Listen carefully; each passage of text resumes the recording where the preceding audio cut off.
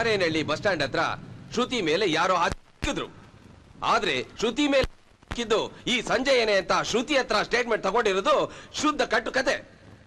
Your honour, ಸಮಾಜದಲ್ಲಿ ಪ್ರತಿಷ್ಠೆ ಗೌರವವನ್ನು ಉಳಿಸ್ಕೊಂಡು ಸಮಾಜ ಸೇವೆ ಮಾಡ್ತಾ ಇರತಕ್ಕಂತ ಮಾನ್ಯ ಮಂತ್ರಿಗಳಾದಂತ ದಯಾನಂದರವರ ಮಗನ್ನ ಈ ಕೇಸ್ನಲ್ಲಿ ಫಿಕ್ಸ್ ಮಾಡ್ತಾ ಇರೋದ್ರ ಹಿಂದೆ ಒಂದು ದುರುದ್ದೇಶನೇ ಇದೆ ಯುವರ್ ಆನರ್.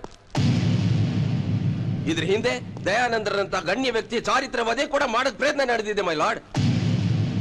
ಹೀಗೆ ಮಾಡಿದ್ರೆ ನಿಮಗೆ ಕೈ ತುಂಬಾ ಹಣ ಸಿಗುತ್ತೆ ಅಂತ ಶ್ರುತಿಗೂ ಶ್ರುತಿ ಕುಟುಂಬಕ್ಕೂ ಯಾರೋ ಹೇಳ್ಕೊಟ್ಟು ಮಾಡ್ತಿರೋ ಕೆಲಸ ಇದು. ಇದ್ರ ಹಿಂದೆ ಇರತಕ್ಕಂತ ಕುತಂತ್ರಿಗಳನ್ನ ಪೊಲೀಸ್ ಡಿಪಾರ್ಟ್ಮೆಂಟ್ ಪತ್ತೆ ಹಚ್ಚಬೇಕು. ಅದ್ರ ಹಿಂದೆ ಇರತಕ್ಕಂತ ಸತ್ಯವನ್ನ ನಾವು ಬಯಲಿಗೆ ಎಳಿಬೇಕಾಗುತ್ತೆ ಅವರ ಆನರ್. ಮಾರೇನಹಳ್ಳಿ ಬಸ್ ಸ್ಟ್ಯಾಂಡ್ ಅಲ್ಲಿ ಶ್ರುತಿ ಸಂಜಯ್ ಬೆಂಗಳೂರಿನಲ್ಲೇ ಇರ್ಲಿಲ್ಲ. ಅವರು ತಮ್ಮ ತಂದೆ ಕಾರ್ಯ ನಿಮಿತ್ತವಾಗಿ ದಾವಣಗೆರೆಗೆ ಹೋಗಿದ್ರು. ಅದಕ್ಕೆ ಬೇಕಾದ ಸಾಕ್ಷಿ ಆಧಾರಗಳು ಇಲ್ಲಿವೆ ಯುವರ್ ಆನರ್. ದಾವಣಗೆರೆಯಲ್ಲಿ ತಾನು ಸ್ಟೇ ಮಾಡಿದ್ದಕ್ಕೆ ಹೋಟೆಲ್ ಬಿಲ್ಸ್, ದಾವಣಗೆರೆಯಲ್ಲಿ ತನ್ನ ಕಾರಿಗೆ 3 ಸಲ ಪೆಟ್ರೋಲ್ ಹಾಕಿದ್ದಕ್ಕೆ ಪೆಟ್ರೋಲ್ ಬಿಲ್ಸ್, ದಾವಣಗೆರೆಯಿಂದ ತನ್ನ ತಂದೆಗೆ ಎಸ್ಟಿಡಿ ಮಾಡಿದ್ದಕ್ಕೆ ಎಸ್ಟಿಡಿ ಬಿಲ್ಸ್ ಇಲ್ಲಿದೆ.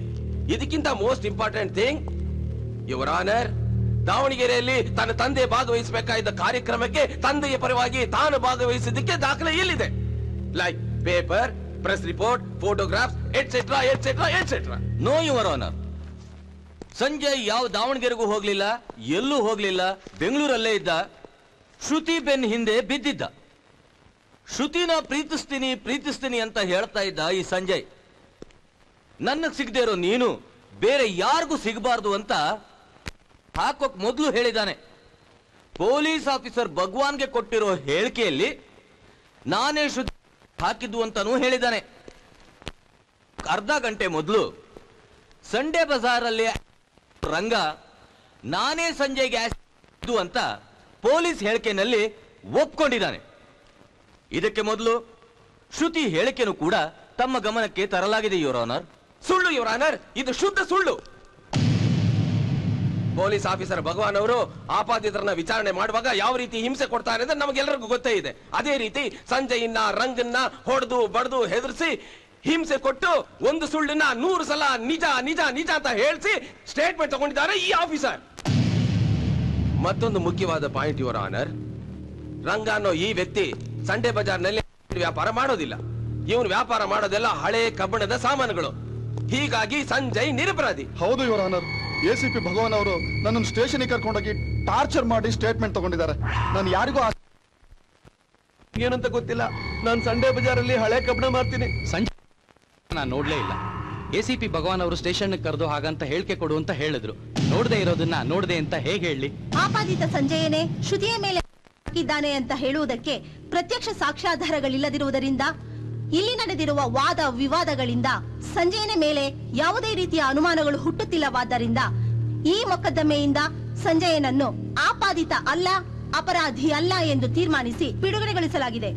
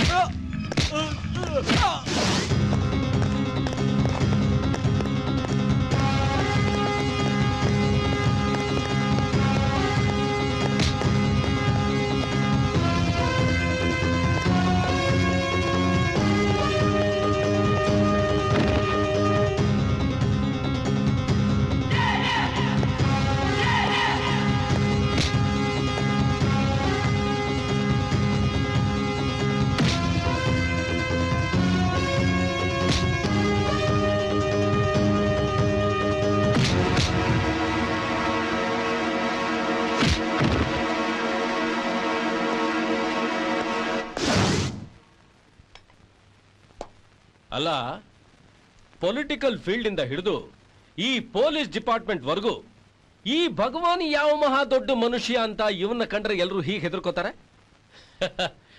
ನಮ್ಮ ಹತ್ರ ಇದೆಲ್ಲ ನಡೆಯಲ್ಲ. ನೋಡಿದ್ಯಾ ನನ್ನ ಪೊಲಿಟಿಕಲ್ ಇನ್ಫ್ಲೂಯೆನ್ಸ್ ಯೂಸ್ ಮಾಡಿ ನಿನ್ನ ಹ್ಯಾಕ್ ಬಿಡಿಸ್ಕೊಂಡ್ ಬಂದೆ ಅಂತ. ನೀನೇನಕ್ಕೂ ಹೆದರ್ಕೋಬೇಡ, ಆರಾಮಾಗಿರು. ನಾನಿರೋ ತನಕ ಏನಕ್ಕೂ ಭಯ ಪಡ್ಬೇಡ. ಡ್ಯಾಡಿ, ಬಾಡಿ ಫುಲ್ ಹೀಟ್ ಆಗ್ಬಿಟ್ಟಿದೆ. ಚಿಲ್ಡ್ ಬಿಯರ್ ಹಾಕಿ ಡ್ಯಾಡಿ, ಕುಡಿಬೇಕು. ಕುಡಿ ಕುಡಿ ನನ್ನ ಮಗನೇ, ಕುಡಿ. ಮಜ್ಜಾ ಮಾಡ್ತಾ ಇರ್ಬೇಕು. ಎತ್ತು. ಅದೇಗ್ ಸಾಧ್ಯ? ಇವತ್ತು ಬೆಳಿಗ್ಗೆ ತಾನೇ ಭಗವಾನ್ ದಾವಣಗೆರೆಯಿಂದ ಬಂದಿದ್ದಾನೆ. ನಿನ್ನೆ ಬಂದು ನಿಮ್ಮ ಮಗನ ಮೇಲೆ ಇರಿಸಿದ್ದಾನೆ ಅಂತ ಹೇಳ್ತಾ ಇದ್ದೀರಾ? How it is possible? ಏನ್ ಸರ್ ಎಲ್ಲ ಸೇರ್ಕೊಂಡು ನಾಟಕ ಆಡ್ತಾ ಇದ್ದೀರಾ? ಹಂಗಾದ್ರೆ ನಾನು ಹೇಳ್ತಾರೋ ಸುಳ್ಳ? ಮತ್ತೆ ಭಗವಾನ್ ದಾವಣಗೆರೆಗೆ ಹೋಗಿದ್ದ ಅಂತ ನಾನು ಹೇಳ್ತಾ ಇರೋ ಸುಳ್ಳ? ಮಿಸ್ಟರ್ ಕಮಿಷನರ್, ಬೇರೆ ಯಾರ ಹತ್ರ ಅದು ಈ ಟ್ಯಾಕ್ಟಿಕ್ಸ್ ಎಲ್ಲ ಯೂಸ್ ಮಾಡಿ ನನ್ನ ಹತ್ರ ನಡೆಯಲ್ಲ. ನಿಮ್ಮ ಆಫೀಸರು ನನ್ನ ಮಗನ ಹಾಕಿದ್ದಾನೆ. ನೀವೇ ಅವನ್ನ ಸಸ್ಪೆಂಡ್ ಮಾಡಿ ಆಕ್ಷನ್ ತಗೋತೀರಾ, ಇಲ್ಲ ನಾನೇ ಅವನಿಗೊಂದು ಗತಿ ಕಾಣಿಸ್ಲಾ? ಸರ್, ACP ಭಗವಾನ್ ಬರ್ತಾ ಇದ್ದಾನಂತೆ, ವಿಚಾರಿಸ್ಕೊಳ್ಳಿ.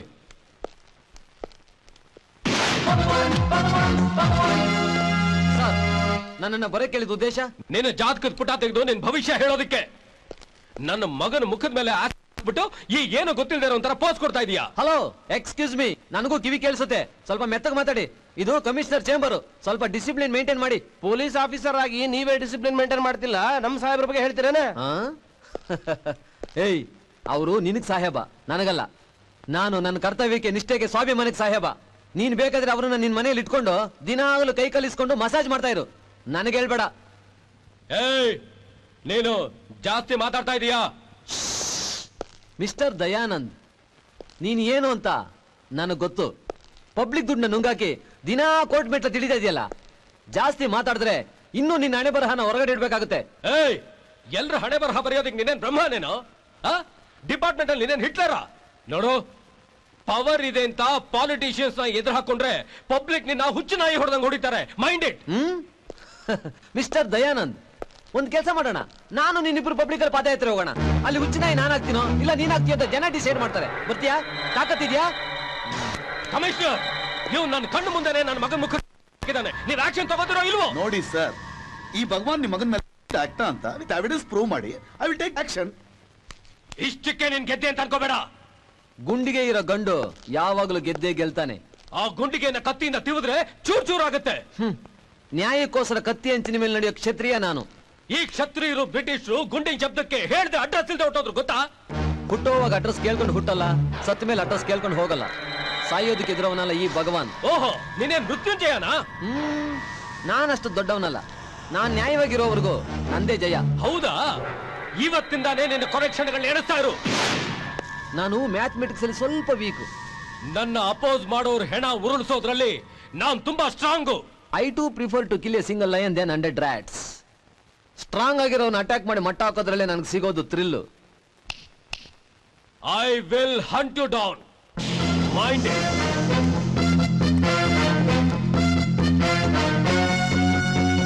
ಮಿಸ್ಟರ್ ಭಗವಾನ್ ಸರ್, ಬ್ರೇಕ್ಫಾಸ್ಟ್ ಆಯ್ತಾ ನಿಮ್ದು? ಇಲ್ಲ ಸರ್, ನಿಮ್ದು? ನಂದು ಆಗಿಲ್ಲ.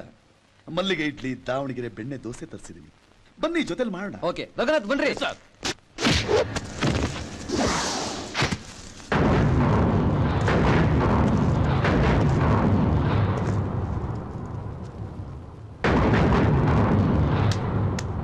ಏನಲ್ಲಿ ನಮ್ ಸಾಹೇಬ್ರ ಮಗನಿಗೆ ಆಗ್ತೀಯಾ?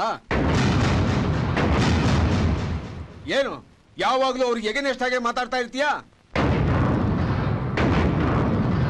ಈಗ ನಿನ್ಗೋಸ್ಕರ 3 ಅಡಿ 6 ಅಡಿ ಗುಂಡಿ ತೆಗೆದು ಬಂದಿದೀವಿ. ಈಗ ನಿನ್ನ ತಗೊಂಡು ಮುಚ್ಚೋದು ಒಂದೇ ಬಾಕಿ ಇರೋದು.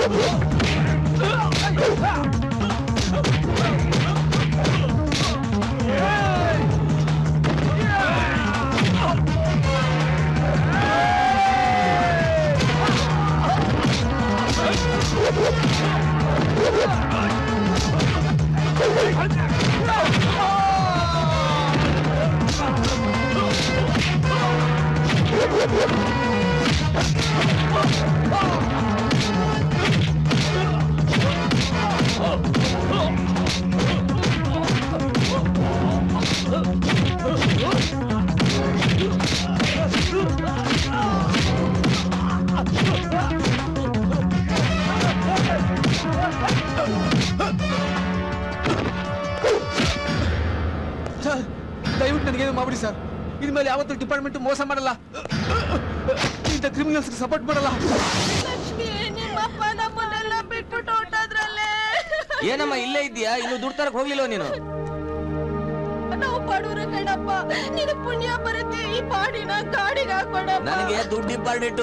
ನಿನ್ ಪುಣ್ಯ ಕಟ್ಕೊಂಡು ನಾನೇನ್ ಮಾಡ್ಲಿ? ನಾನ್ ಕೇಳಿದ್ 800 ರೂಪಾಯಿ ಕೊಡ್ ಮೊದ್ಲು. ನನ್ನ ಹತ್ರ ಬಿಡುಗಾಸು ಇಲ್ಲ, ಇನ್ 800 ರೂಪಾಯಿ ಎಲ್ಲಿಂದ ನಪ್ಪ ತರ್ಲಿ? ನೋಡಪ್ಪ, ಹೋಗಮ್ಮ, ದುಡ್ಡು ತಗೊಂಬ ಮೊದ್ಲು. ಎಕ್ಸ್ಕ್ಯೂಸ್ ಮೀ, ಒಂದ್ ನಿಮಿಷ. ಎಷ್ಟು ಕೊಡ್ಬೇಕು ಅವರು? 800. 800? ತಗೋ, ಎಣಿಸ್ಕೋ. ಸಮಾಧಾನಮ್ಮ. ಏನಾಗಿತ್ತು ಅವ್ರಿಗೆ? ಸರ್ ಸರಿಯಾಗಿದ್ಯಾ? ಸರಿಯಾಗಿದೆ ಸರ್. ನೀನು ಸರ್ ನಿಮ್ ರಿಲೇಷನ್? ಅದೆಲ್ಲ ನಿನ್ಗೆ ಯಾಕೆ? ದುಡ್ಡು ಬಂದಾಯ್ತಲ್ಲ, ಹೋಗ್ತಾ ಇರ್ಬೇಕು. ಸರ್ ಗಾಡಿ ತರ ಏನ್ ಬೇಡ ಹೋಗು. ಇದ್ ಯಾಕೆ ಬುದ್ಧಿ ಗಾಡಿನ ಬೇಡ ಅನ್ಬಿಟ್ರೆ? ಈ ಬಾಡಿಗೆ ಹೆಣ ಹೊತ್ಕೊಂಡು ಹೋಗೋ ಗಾಡಿ ಬೇಕಾಗಿಲ್ಲ, ಮತ್ತೆ ಆಂಬುಲೆನ್ಸ್. ಆಂಬುಲೆನ್ಸಾ? ಹೌದು. ಈ ಬಾಡಿನ ಮತ್ತೆ ಪೇಷಂಟ್ ಆಗಿ ಇದೇ ಹಾಸ್ಪಿಟಲ್ಗೆ ಕರ್ಕೊಂಡು ಬಂದು ಇಲ್ಲಿರೋ ಕ್ರಿಮಿನಲ್ಸ್ನೆಲ್ಲ